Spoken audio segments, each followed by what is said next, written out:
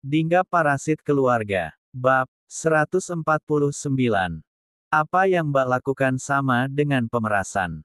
Kalau dilaporkan, pasti beneran di penjara.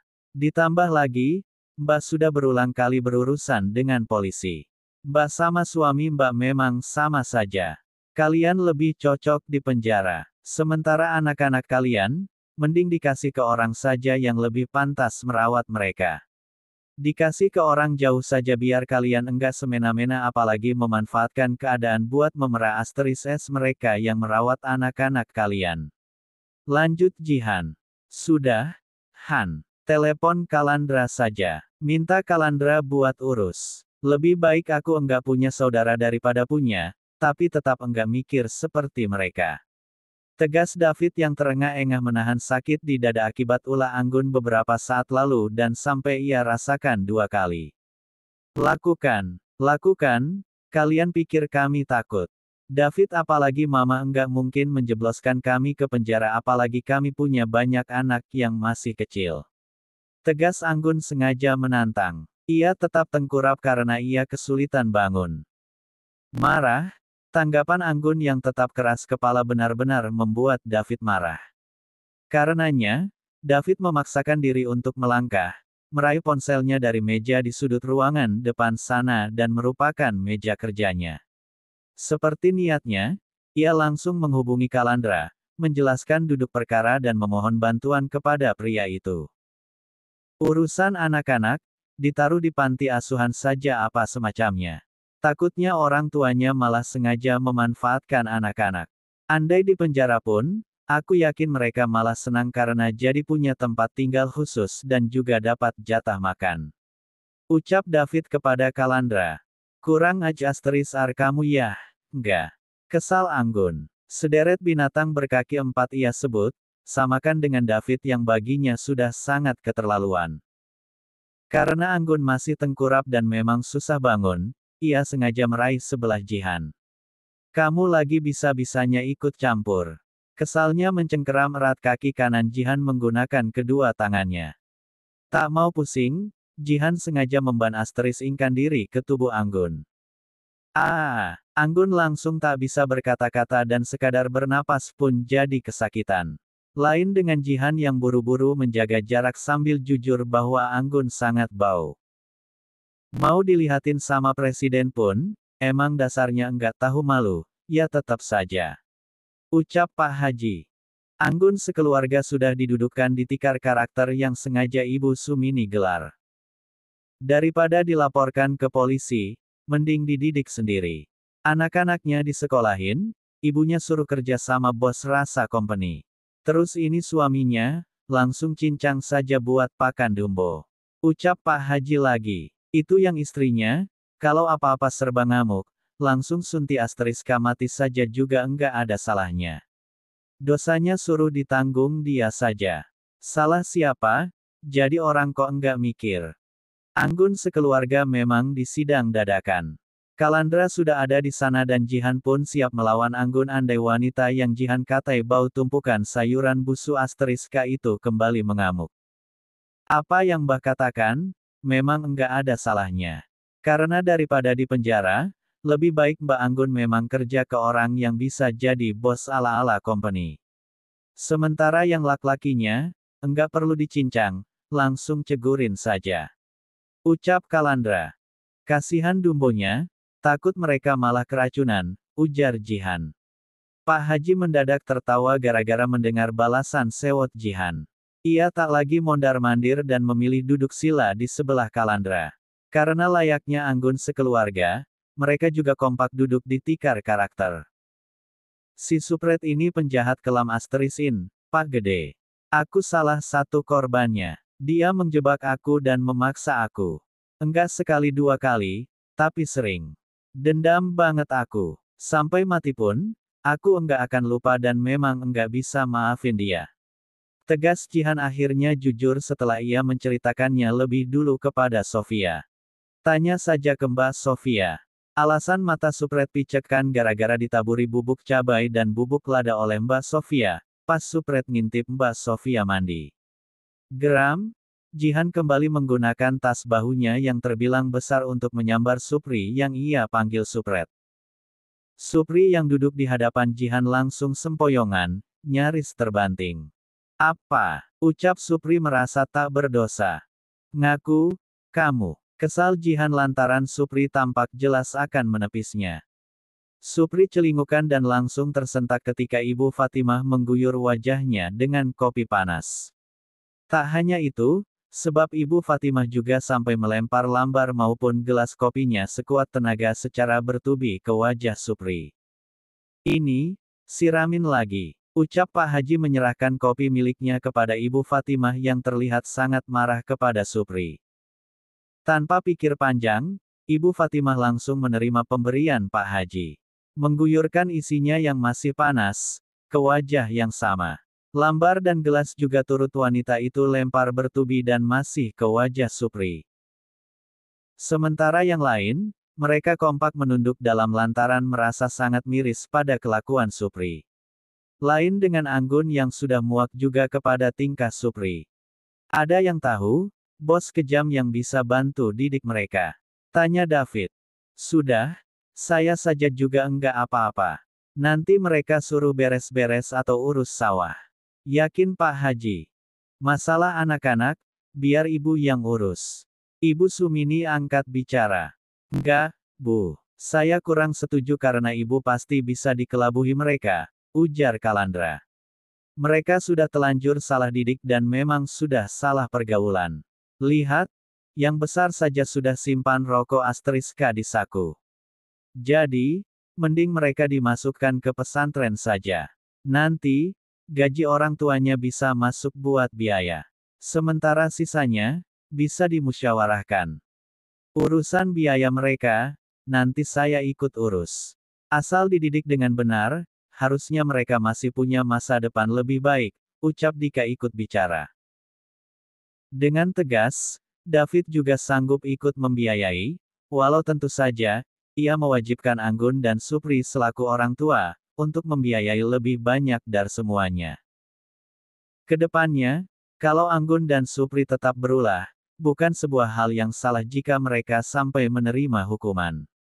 Nanti tolong buatkan hitam di atas putih biar mereka enggak drama. Ucap David. Ya sudah, gitu saja. Mereka wajib kerja karena tanggungan mereka banyak. Ada 4 anak, dan bahkan yang perempuan pun sampai diadopsi orang jauh, timpal Kalandra. Lucunya, mereka yang punya banyak anak, kok saudaranya yang suruh tanggung jawab. Gokil, hahaha. Pak Haji mendadak heboh. Ia sengaja mengambil kopi milik Kalandra kemudian mengguyurnya ke wajah Anggun. Anggun langsung emosi dan hendak mengamuk Pak Haji, tapi dengan tegas Pak Haji menegaskan bahwa mulai detik itu juga, Pak Haji sudah menjadi bos Anggun maupun Supri. Nanti pondok pesantrennya mau pakai yang dekat apa yang jauh? Tanya Dr. Andri. Kalandra langsung menatap sang sahabat dan kebetulan bersebelahan dengan Jihan. Titip ke paman kamu yang dekat rumahku bisa, kan? Biar kontrolnya juga lebih gampang. Nanti Pak De urus, ucap Pak Erdi angkat bicara sembari menatap Kalandra. Setelah menyimak, fokus Jihan tertuju kepada Pak Haji. Pak Gede enggak ada rencana bangun pesantren juga. Tanah sebelah kontrakan kan masih nganggur. Menghela napas dalam, Pak Haji melirik Ibu Fatimah yang masih memangku Sepri. Jangankan bangun pesantren, bangun rumah tangga sama mama kamu saja, belum juga kesampaian. Balasan penuh kode dari Pak Haji, sukses membuat semuanya tertawa. Bisa aja Pak Gede. Tapi kalau setelah nikah sama mama aku, Pak Gede pensiun jadi musafir cinta, kayaknya mamaku mau. Ujar Jihan. Duh, kalau gitu syaratnya, ya terlalu berat, Han. Pensiun memuja janda ibarat memangkas nyawa sendiri. Balas Pak Haji langsung berkeluh kesah. Ya kalau gitu, alamatnya membangun rumah tangga bersama Ibu Fatimah si janda idaman, memang hanya mimpi, Pak Gede. Balas Jihan yakin seyakin-yakinnya. Pak Haji menatap sedih Ibu Fatimah. Syaratnya bisa didiskon, enggak. Nanti semua kontrakan berikut tanahnya, jadi milik Umi Fatimah, asal saya masih bisa jadi musafir cinta, walau kita mau menikah. Mas kawinnya 12 kontrakan berikut tanahnya lengkap dengan sertifikat dibayar tunai.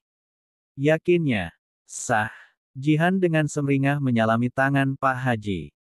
Pak Haji langsung kegirangan. Asli, Han, kamu restuin. Yang lain langsung sibuk menahan senyum dan perlahan tersipu. Enggak apa-apa, Mah. Buat bekal tua. Biar mama enggak harus capek-capek jualan gorengan keliling kecamatan atau malah panas-panasan di pasar. Toh selama ini, Pak Gede sudah banyak bantu kita. Yakin Jihan kepada sang mama. Sudah waktunya mama menikmati hidup.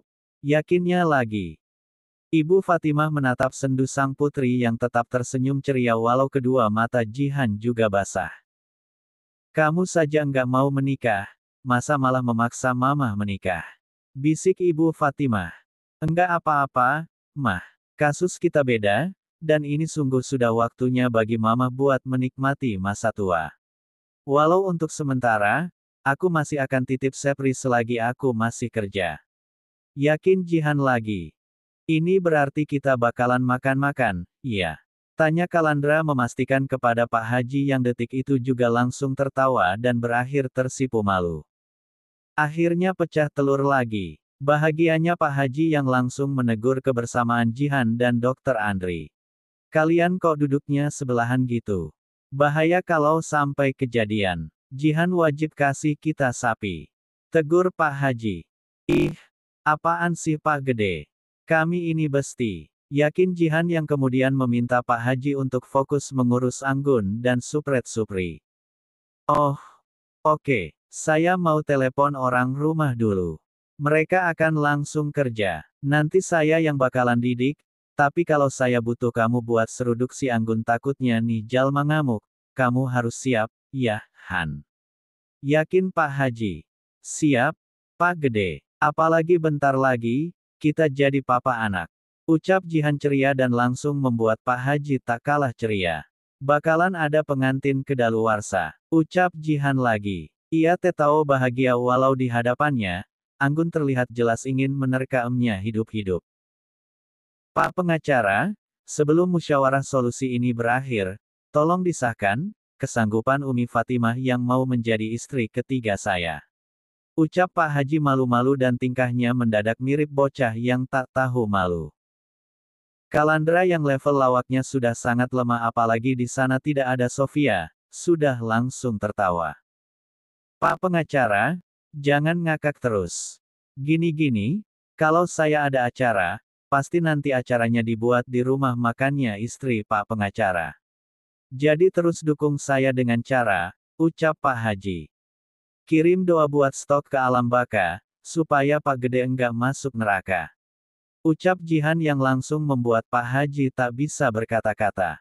Padahal, sekelas Dr. Andri dan sang papa saja menjadi sibuk menahan senyum. Jangan didoain ke alam baka duku, soalnya masih mau jadi musafir cinta, Han. Balas Pak Haji, lirih sekaligus memohon. Jihan berangsur memasang senyum tak berdosa. Pak Gede, ketiga apa keempat, sih. Soalnya si Ojan saja cucu dari istri pertama padahal setahu aku, istri pertama yang, protes Jihan. Yang sudah meninggal enggak usah dihitung. Takutnya kalau kita bahas, malah jadi dosa.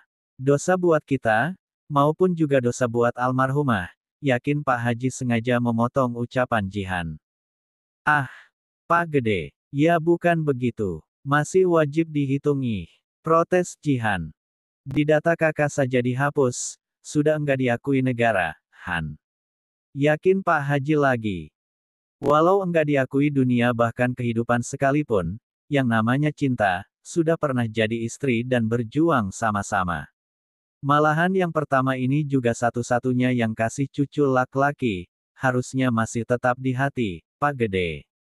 Ah Pak Gede, status Pak Gede sebagai musafir cinta, jadi meragukan kalau semacam jarak dan perpisahan saja menjadi akhir dari rasa cinta Pak Gede. Sekadar tinggal di kenangan saja, Pak Gede enggak ngizinin wanita yang pernah Pak Haji cinta. Jihan melirik sinis sekaligus kecewa kepada Pak Haji. Iya, Kan, Mas kalah. Mas Andri. Walaupun yang pertama sudah enggak ada, mereka tetap ada di hati dan kalian tetap mencintai mereka dengan cara yang berbeda agar yang sekarang tidak terluka. Bersama duka yang seketika memenuhi wajah khususnya kedua mata pria yang dimaksud, Kalandra dan Dr. Andri kompak mengangguk. Menyaksikan itu, Pak Haji langsung terbengong-bengong. Ini berarti saya salah, iya. Enggak salah lagi, wajib didenda sapi 7 malahan.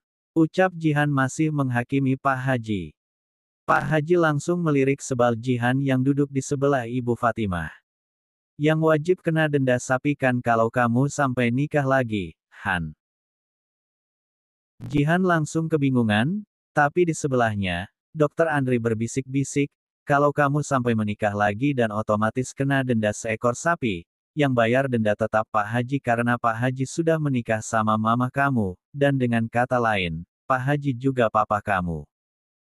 Kegirangan, Jihan langsung tertawa puas setelah mengatakannya kepada Pak Haji. Kalandra ikut heboh bahkan sampai tepuk tangan. Lah, kok ujung-ujungnya, saya lagi yang kena.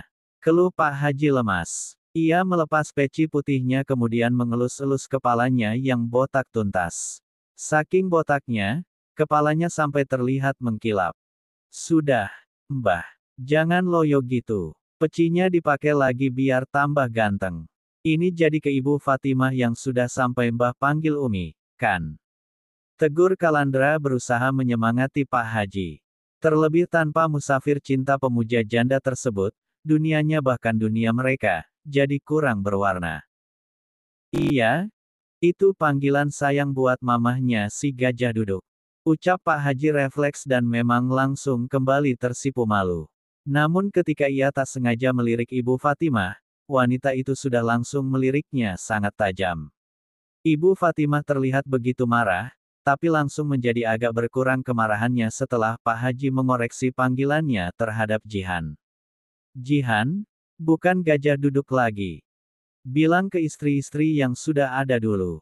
Ucap Ibu Fatimah ketika akhirnya, Pak Haji menanyakan kesediaannya dijadikan istri keempat karena neneknya Ojan yang sudah meninggal, sampai dihitung.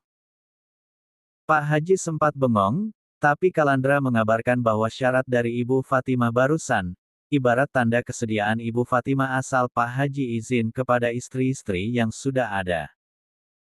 Beres mengurus lamaran dadakan, mereka khususnya Pak Haji kembali fokus pada Anggun dan Supri berikut anak-anak keduanya.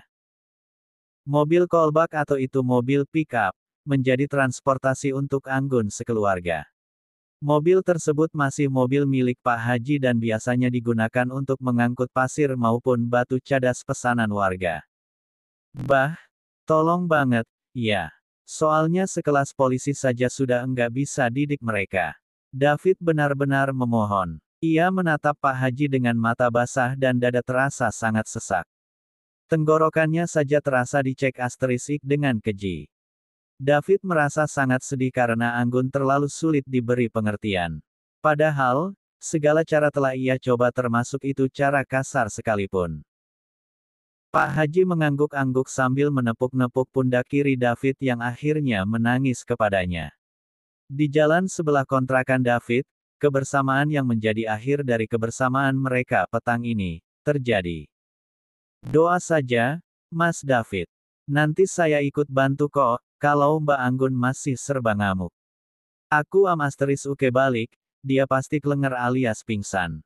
Yakin Jihan yang juga sudah ada di mobil yang atapnya ditutup menggunakan terpal dan dikaitkan dengan tali.